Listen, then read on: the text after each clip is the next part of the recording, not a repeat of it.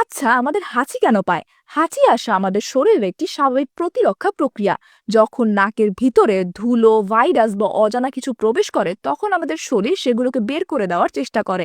এই সময় আমাদের মস্তিষ্ক হাঁচির সংকেত দেয় এবং আমরা এক শক্তিশালী হাঁচি দেই। হাঁচির মাধ্যমে হাজার হাজার ক্ষুদ্র কণা এবং জীবাণু শরীর থেকে বাইরে চলে যায়। এটি আমাদের ফুসফুস, শ্বাসনালী সুরক্ষিত রাখে। তাই বলা যায় হাঁচি আসা আমাদের শরীরের একটি জরুরি এবং প্রয়োজনীয় প্রক্রিয়া, যা রোগ প্রতিরোধে সাহায্য করে।